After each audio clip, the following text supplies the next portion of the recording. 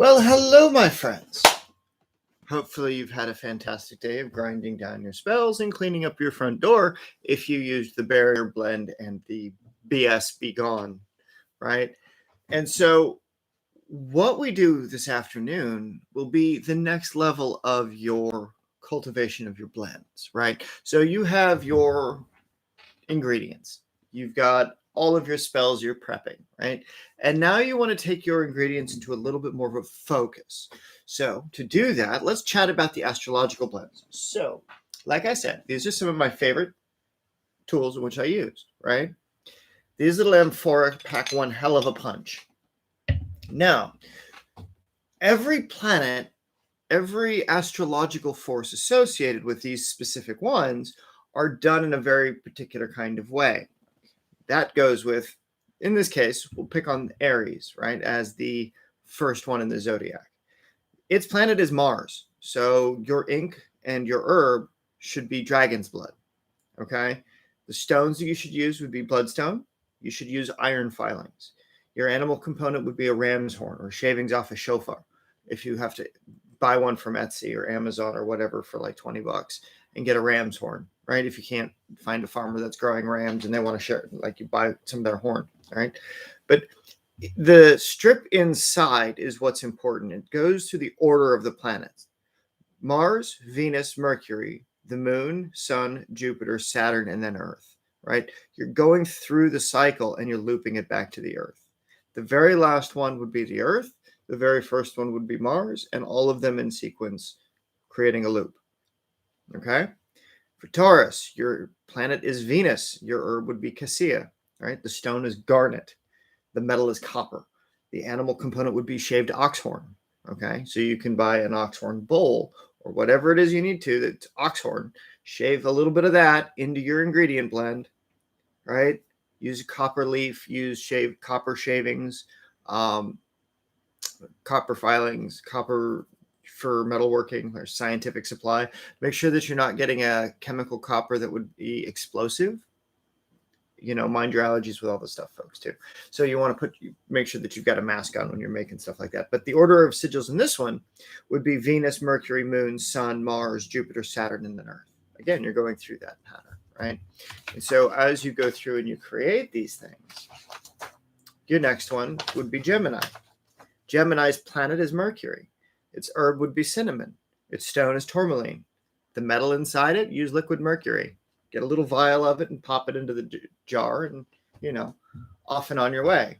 Be very fucking careful with that stuff if you do wind up getting it. And a dog's claw, when you're clipping their toenails, is fine. The order of the planets on the strip would be Mercury, Moon, Sun, Venus, Mars, Jupiter, Saturn, and Earth. Again, you're creating that loop. Cancer, its planet is the moon. Your herb is onycha, Onycha. Your stone is chalcedony, Chalcedony. Your metal is silver. So this you'd use silver leaf. You would use not the clad silver coins, but the actual shave it down, get you a piece of silver and actually shave it down. Your animal component would be snakeskin. And then the order of planets that you make the sigils on would be the moon, the sun, Mercury, Venus, Mars, Jupiter, Saturn, and Earth. And you do those sigils on a goatskin parchment for all of this stuff. You cut a strip of it down and then you put each sigil down. You make the sigils on the square of the planet for that particular energy, right? So you would use like for Leo, the planet of the sun, you would use the square of the sun, right?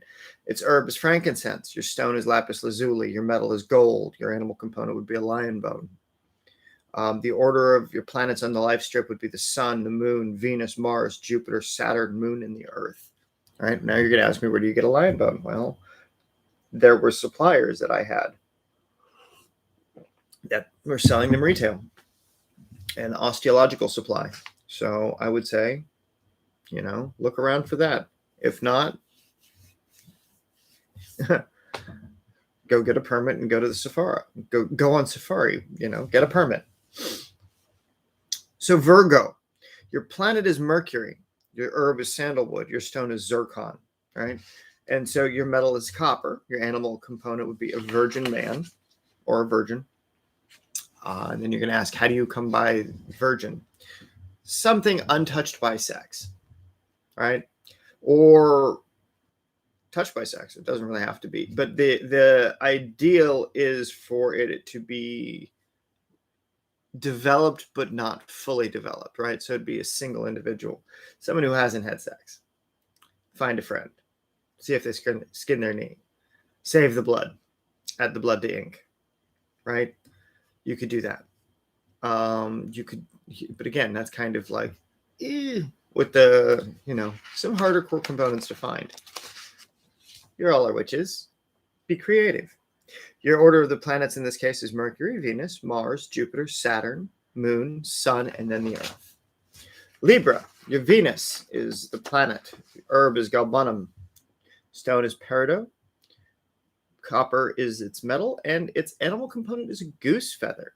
So your planetary strip in this case is Venus, Mars, Jupiter, Saturn, Moon, Sun, Mercury, and Earth. Okay. Scorpio is the planet, Scorpio is the sign. The planet is Mars. Opoponax, Opoponax, is your herb. Your stone is aquamarine. The metal would be iron filings. The animal component would be a dried scorpion. You can get those on Etsy.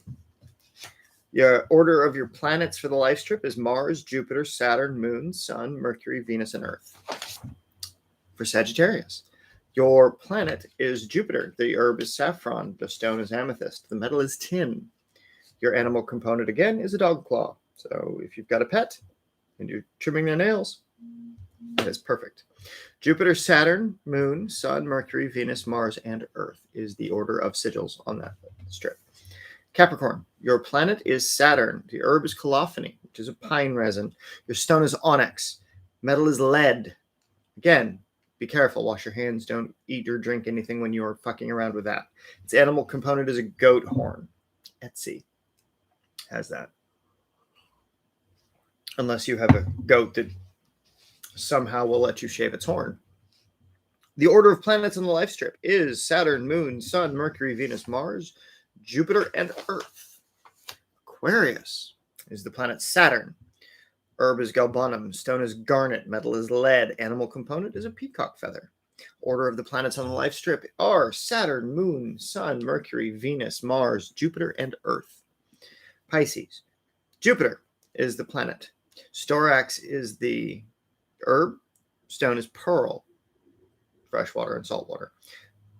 I would use both to create the balance between. Metal is tin. Your animal component is a dried fish. You can get those on Etsy. It's really crazy, but you can find some crazy shit. Jupiter, Saturn, Moon, Sun, Mercury, Venus, Mars, and the Earth are those things which go into the applications for creating each one of these jars. Now, with these, they work like, and then you put, once your ingredients are inside, then you glue the cork to the bottle so it doesn't come out, especially the one with the mercury. And in that glue, you mix up the Solomon seal, and then you put your cord over the top of it. So when it sits on its little cradle, it doesn't make direct contact with the glass. So it helps. The idea is that it's there to give some cushion and support so that you're not putting metal directly on glass. And then the wax that was used to create the seal was from a monastery that's been making wax for 300 years or some such. So that being the case with those, what do you do as far as alignment for them, right? So again, we talked about it yesterday. You're going to line up your spellcraft to whatever astrological point it is on your compass, right? Say, for example, you're going to be doing something solar, okay? Well, you line it up to east for the rising sun, and whatever one you would start with in first position would be, in this case, because we're in the sign of Aquarius, Aquarius is in your one position, and then you go all 12 around it to complete the circle. Right. So that's how it works. You use them as a calendar. You use them to literally create the calendar of energy for the space that you're in. And so by being able to do that and being able to apply that specifically for the astrological ones is vitally important for your craft. when we get into things like the planetary anchors and stuff like that, then it gets into what else makes it neat. It's the easiest way to shorten down that expression for you. Because when you're using these kinds of ingredients, you can then again get really, really myopic with it. The north would be peat moss, henbane, sage, yew, valerian root. South would be mugwort, mistletoe, clary, sage, mullein, lavender. East would be house leek, lily of the valley, lady's mantle, juniper, and dragon's blood. West would be nettle, aconite, self-heal, golden seal, mullein. The northeast would be fly argoric, sage, the general sage, not white sage. Marsh marigolds, dittany of Crete, and yew. Again, mind your allergies, that shit is poisonous. Southeast is flax, angelica, ragwort, henbane or orchid. Orchid, sorry. Southwest is lily of the valley, mandrake root, house leek, orris. And the northwest is cowslip, bistort, and nettle, cinnamon, and mistletoe. And the center for the grid work for everything is your snacks. Where did they go? Well, I'll have to find the center blend for you. But again, that one is going to be not in this book. So many spell books.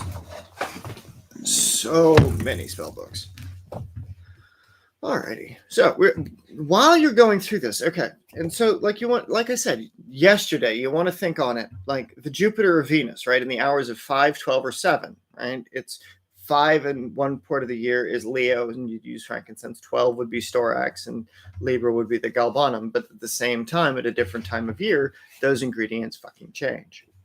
And so you want to match it up based on what your ingredients are in that time of the year.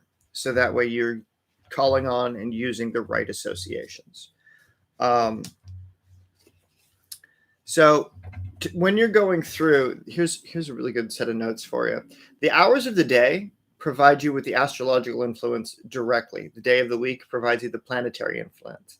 The 4 doors provide energy to and from the active aspects of what it is you're doing. So is it going to be a human concern, or is it from a heavenly perspective, or is it from an earthly perspective, or is it from a spirit perspective, right? And then there's the 8 sources that provide a foundation of meaning, right? Life, light, dark, mind, time, the whole shebang, right? The herbs, they provide the natural effect. The stones provide the environmental effect. The animal provides the behaviors within the environment. So how all of those things relate to each other and the ecosystem that it creates within that, right? The runes would provide for an influence of behavior. Tarot provides situational occurrences. How are these environments the most like those things which have been observed time and time again? And when those things are observed, they behave in this kind of way. So it's a little bit more allegorical, whereas the runes are more visceral. And then the ogams provide for an environmental effect. They are the growing force that comes out of these experiences. So there's a set expressions that occur. And as you are working these expressions and you're drawing them out, as you are creating them in that way, it gives you the next level of manifestations, right? And then you've got the hexagrams provide the ratio for mixing your ingredients, like what's doing what, where is the flow going, what can we do to trigger this better? And then the geometry acts as a fingerprint for all of that. Let's see here. Ghosts.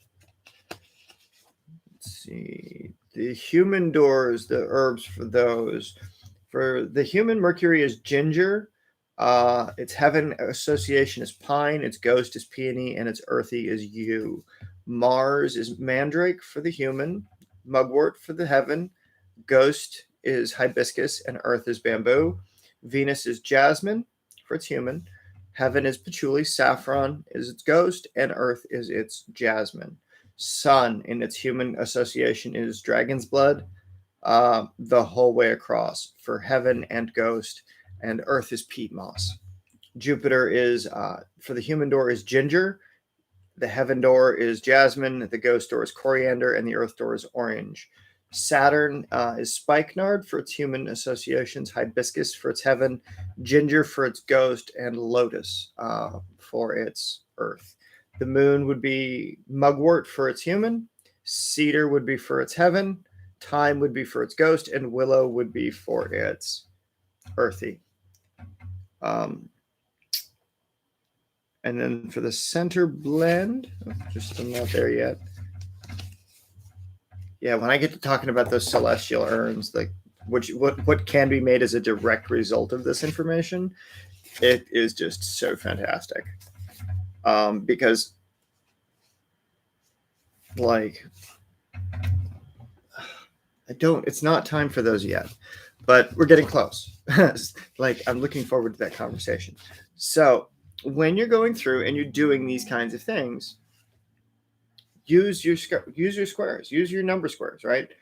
The square with the 1 in the center, right? It's a 3x3 grid, 9, 5, and 7 on top, 8, 1, and 3 in the middle, 4, 6, and 2 on the bottom. And then you connect the dots numerically for what they mean, and you generate a sigil. So using those is where you get those sigils that you put on the life strip inside from the planet to Earth as it spirals down, and you stuff that inside those jars.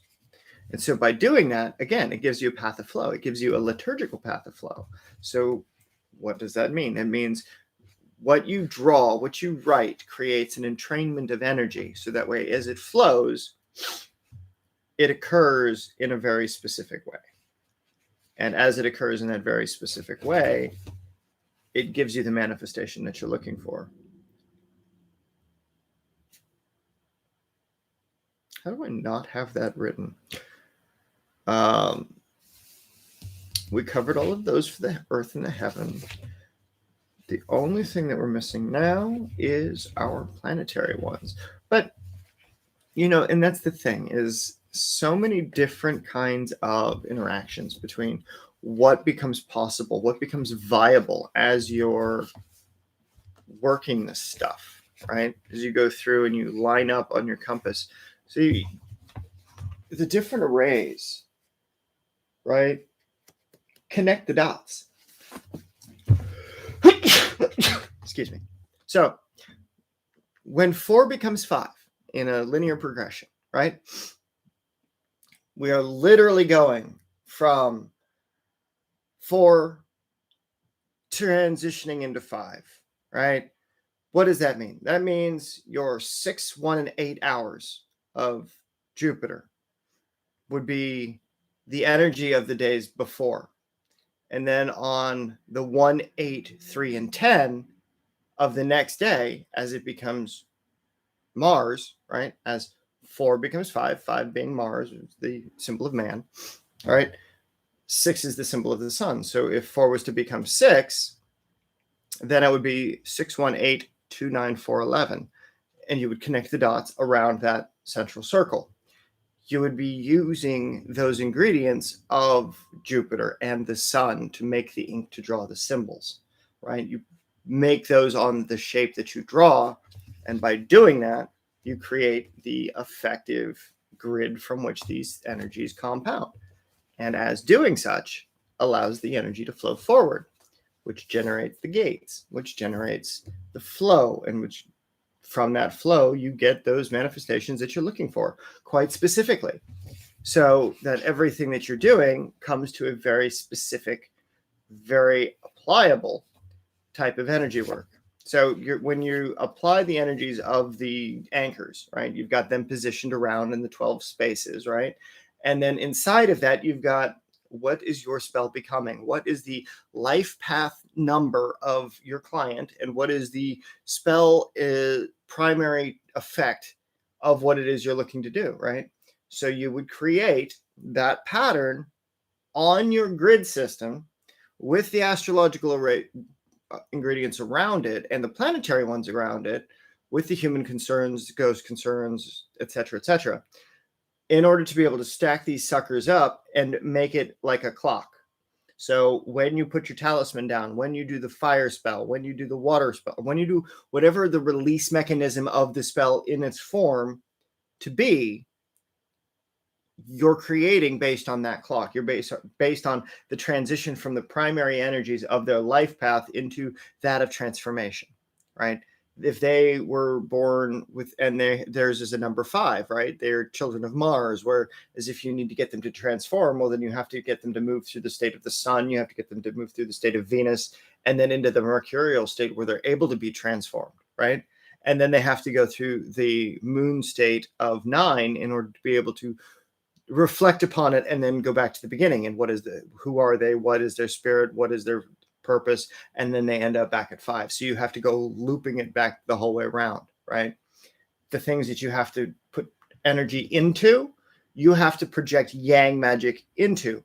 The things that they have to recognize themselves should be the yin ingredients, should be the thing that is receptive to those energies. So as they go through and as they understand those things, they are more able to adapt to the spellcraft, right? So when you think about it like this, there are 5 openings, or there are 5 places in your home, your domicile, your temple, wherever, that you need to have an understanding of entry, right? It's the door, the stove, the courtyard, the gate, or the pond, all right? Now, the doors allow people to come and go as they please. The stove is where you preserve, produce, and create food. The courtyard is where you gather. It's where you store things. It's where you grow things. The gate, again, it lets people in and out, but it's not quite so personal as to your house. It works to your entire property, your entire temple space. It's the thing that connects you to the outside world. The pond is the thing that connects you to the other side, right? The reflected world. And so you can think about these kinds of things. And then if you wanted to create jars for those, you can add in something finned, something feathered, something scaled, something furry, something naked, right? You could use a centipede, you could use a bat, you could use a lizard, you could use a toad, you could use a snake, right? You could stick those ingredients in a jar, right? You can do that. And then you can get those applications of what those jars are, what those ingredients are, what those arrangements are. So again, that, when you're creating your spellcraft, if you need to pull on the yin state of something or the yang state of something, you have the means by which you can work on it, right? The means by which some things will be drawn to those energy pockets of the vessels, whereas other things will be projected from them, And so, like, if you're thinking about like the planets of Mars and their relations to other things, if you're using the Mars of Venus, right, then you're looking at the love of the mind, right, or an intellectual love, right? But if you're looking at the Mars of Saturn, it's chaotic and it can be destructive, right? If you're looking at the Mars of Jupiter, it could be well-reasoned, something well-reasoned, right? The Mars of the Sun is the brilliance of the self. It is how does the self become illuminated in all of this, right? And then the Mercury aspect is the logical speak, the temperate actions. The moon is the reflectiveness of Mars, right? Then the decisions made are for a specific purpose. When you are going back to reflect on these things, what is that purpose? How does that purpose serve the energy of the spell that you're drawing it into? And when you start applying that kind of questioning to it, the logical output of why everything you're doing matters. I don't know. It just does. Like, if you haven't figured out that everything you do really does make a difference, then I got nothing for you. You got to build your stuff from the ground up sometimes. But the good news is it's just plug and play, right? You need an astrological association, done. You need a planetary association, done. You need to know what their herbs are, done. Or people have done all of those things. So you now know what's the zodiac, what are the ingredients, what are the outcomes going to be, and then what place are they going to be within your array. And you just start it at whatever direction is going to bring the most amount of success for you, right? So in spring, the first one is your first hour of the day is Aries. Then it goes to Taurus, Gemini, Cancer, Leo, Virgo, Libra, Scorpio, Sagittarius, Capricorn, Aquarius, and Pisces. That's from the spring equinox to the summer solstice. From the summer solstice, it goes Cancer, Leo, Virgo, Libra, Scorpio, Sagittarius, Capricorn, Aquarius, Pisces, Aries, Taurus, and Gemini. In the autumn equinox, you've got Libra, Scorpio, Sagittarius, Capricorn, Aquarius, Pisces, Aries, Taurus, Gemini, Cancer, Leo, Virgo. In winter, Capricorn, Aquarius, Pisces, Aries, Taurus, Gemini, Cancer, Leo, Virgo, Libra, Scorpio, Sagittarius. Right? That's the clockwise flow of those things. You can go a few steps further. Counterclockwise flow degenerates energy, takes energy away from. So if you need to pull energy out of a situation, instead of using it as a clockwise pattern, set those up in a counterclockwise pattern so that you're reversing the cycle. So you're making the energy regress instead of develop. So that's a way that you can do that also. So, and I've gotten already 25 minutes on telling the different ingredients for each of the different urns, each of the different applications of them. And I will figure out where in the hell I put that Saturn or that center blend. I think it was just patchouli, the Herkimer quartz, and the elements of the earth, air, fire, water for the plant ingredients. I believe it was snake bones or a toad that was used for its animal because it's the earth. So, like I said, you've got to go through and you've got to figure out what works best with what it is you're trying to do and what it is you're trying to achieve with this stuff. It's not about, ooh, I'm being all dark and edgy by using animal components. It's like, no, they are a legitimate ingredient to be used under the right conditions to get behavioral applications of those energies within a space, within a fixed jar or a fixed vessel. The goal, however, is that you figure out a way to make it only necessary for you to use one of those ingredients, so that way forevermore, that one ingredient, once you include it in your spellcraft, this be the spell jars or the anchors, as I call them, you have honored that spirit. You have turned what was a dead animal thing, part, piece, whatever, into something elevated. And by being able to elevate it, you are able to connect to that spirit. You are able to connect to that energy of that behavior, of what that life was like before it came to you, right? Before it comes to you in the grander sense of things, right? It's one of the collective, right? It represents the entire collective, but it itself was only singular. So as that singular entity inside your spells, as they are, you then have the capacity to connect that one to the many. And then that's where you work with the great spirit of the toad, the great spirit of the earth, the great spirit of the heavens, great spirit of the air, all of those big spirits that are all the collective hive mind collectives, right? The hive consciousnesses of those arrangements. So as you go through and you're working with one ingredient, it allows you to work with a much greater application of it, especially when you've got it supplemented by other things in those environments, right? What are those other things in those environments? That's the metals that are associated with that behavior. That's the plant that it's associated with. That's the stones that it's associated with. That's the metals that they're associated with. Everything has a purpose, and everything in its purpose helps you develop the pathways of energy. And so the more that you can unlock those pathways of energy, the easier it is to be able to get those energies from earth to heaven and back again, or back however you need to. Like, for example, the scarab, if you were to use that, you can use the scarab as to come into being, right? As a dung beetle, go through your shit, come out as a really shiny little insect. A butterfly, it's the rebirth and transformation, right? A snake would be for fertility and for change. A frog would be the complete transformation of itself. Like, it sheds its skin and then devours it, right? Like, it eats itself. And so as you're going through,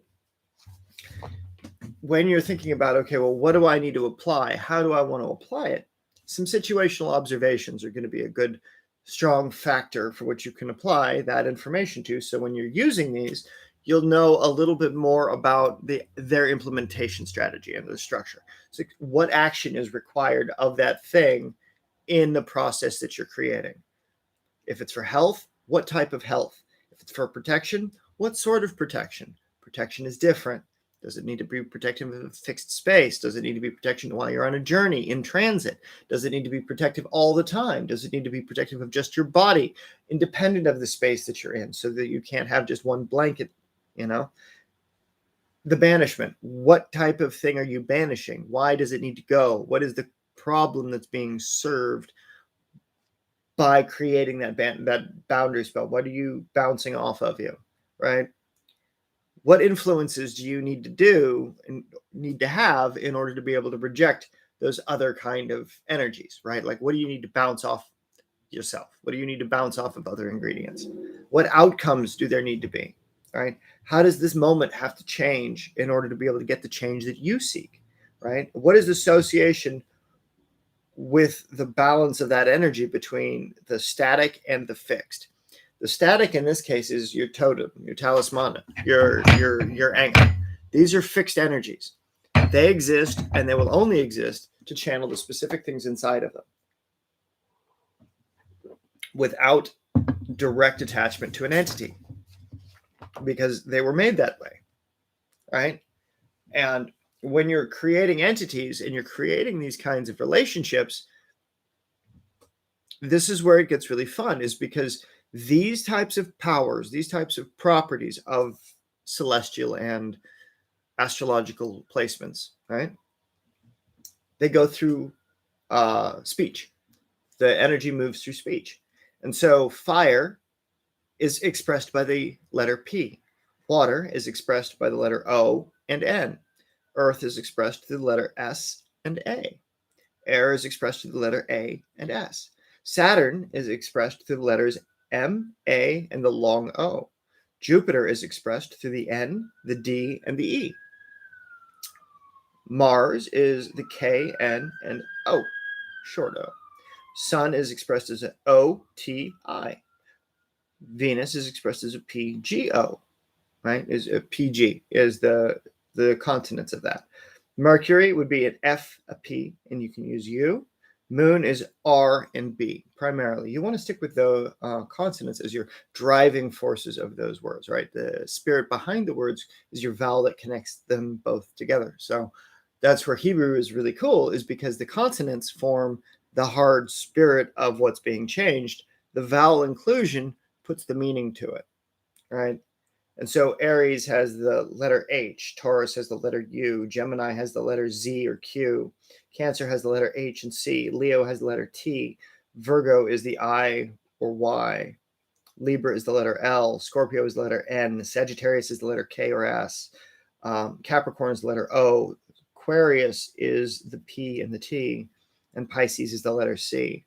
And so when you're creating the spells, when you're creating names of your spirits, you're putting their power, you're putting the spirit of the sun or Aries or the fire or whatever it is into the actual name of the thing you're creating through these arrangements.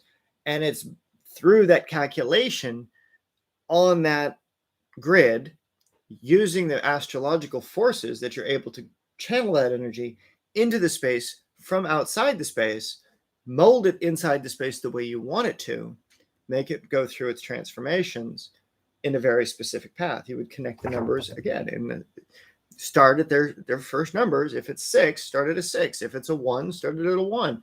End it back where you need to, or don't end it. Just put it back into the circle, right? As you go through and you develop these kinds of things, that's where it's going to become most interesting. And by most interesting, I mean that it is so varied, that there are so many infinite combinations of all of these types of things that you can create and recreate, right? And then if you just want to create spoken magic, then depending on where it is in your body that you're channeling it from, like the throat makes the sounds H-A-E-P, right? On the palate, G, J, K, and S. On your tongue, it's D, L, N, V. On your teeth, it's P, O, W, T, R. On the lips, it's B, F, M, and Q, right? And so the compound sounds, the CH reduces down to H. The K or the KS rather, goes down for X. The TS, the TZ, the DS, and the PS fall into the Z. Right? The C becomes the K, I becomes Y or J, U becomes V and W, E and H match together, and G and C match together. F and V match together, and J and G match together, as I said. See, and then XS also matches together, right? And so, what does all of that mean, right? Well, A is the spirit, B is Mercury, C is the moon, D is Venus, E is Aries, F is Taurus, G is Gemini, H is Cancer, I is Leo, J is Virgo, K is Jupiter, L is Libra, moon is water, N is Scorpio, Sagittarius is O, Capricorn is P, Q is Mars, R is Aquarius, S is Pisces, T is the sun, U is fire, V is the Saturn or Earth, W is the fire of Earth, X is the water of Earth, Y is the air of Earth, and Z is the earth of Earth. So you have all of those forces being channeled very plainly through the languaging and through the lettering that you're doing. So that way, when you speak the words of power, you're speaking with power. You're putting those words and those meanings through every single letter of the conjuration that you're speaking. You break it down and you make every letter in that spell work for you. So that's why when you've got barbaric word clusters that nobody has the meanings to, you look at the planets that rule the letter, right? If they're in Latin letters, not even Latin itself, but if they're in Latin characters, those characters represent a much deeper conversation. So you can have one letter that means a few different things, and you have to go through, and it's like a puzzle, and you have to decode your puzzle. When you're ready to cast the spell, you compress the meaning and you just say those key cluster words. And so all the energy is built up and it releases and it does the thing that you're looking for it to do. So that's how that works. And so that's how it works in relation to those things, right? So